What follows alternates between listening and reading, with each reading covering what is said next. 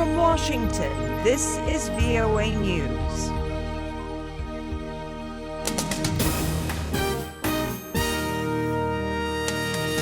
I'm Sarah Williams reporting. The Lebanese militant group Hezbollah claims that Islamist extremists are responsible for the shelling death of its top military commander Mustafa Badreddine near Syria's Damascus airport Friday. Hezbollah announced Badreddin's death Friday before holding a military funeral for the commander later on in the day. In a statement released Saturday, the group said it launched an investigation and found that the explosion, which led to the martyrdom of Commander Mustafa Badreddine, was the result of artillery bombardment carried out by takfiri, Sunni extremist groups in the area. Hezbollah fighters carried the coffin of Badreddine through the streets of southern Beirut Friday in a funeral procession. The 55-year-old Badreddine led the Shiite group's involvement in the Syrian civil war and was the highest official from the group to die since Hezbollah entered the conflict several years ago. An elderly Buddhist monk has been hacked to death in a remote region of Bangladesh, according to officials. The body of 75-year-old monk Shui Chok was found early Saturday in an isolated temple in a village 350 kilometers southeast of the capital Dhaka.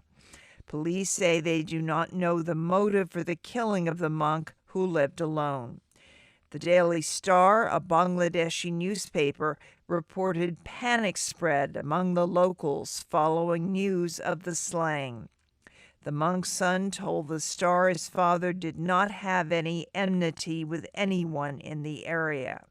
A human rights lawyer told the French news agency EFP that Chok had received anonymous death threats.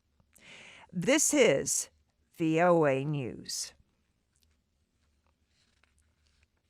The United Nations said in a new report that a group of 30 North Korean military instructors may have violated United Nations sanctions when they provided pistols to Congolese army and police officers during training exercises.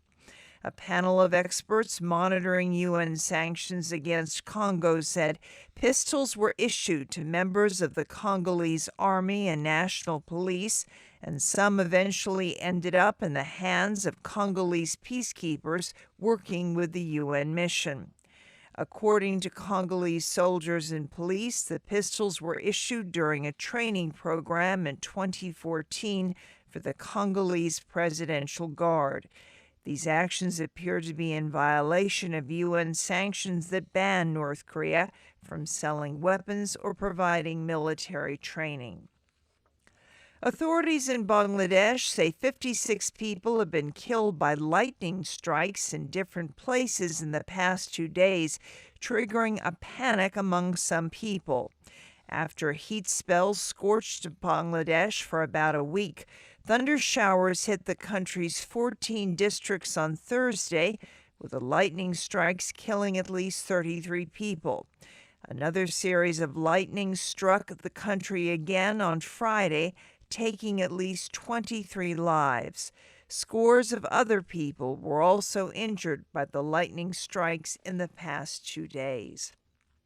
Italy's Coast Guard has rescued about 1,000 refugees and migrants off the country's southern tip, according to the UN Refugee Agency. Lisa Schlein reports for VOA from UNHCR headquarters in Geneva. In one operation, the UN Refugee Agency reports some 500 people were rescued off Sicily, southeast of Cape Passero. It says the people crammed into 2 fishing boats had departed several days ago from Egypt.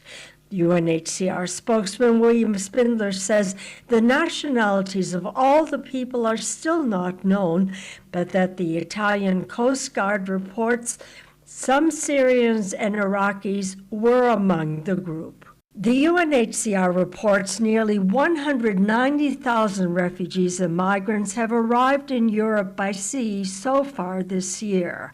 While most have gone to Greece, a growing minority of more than 31,250 has headed for Italy.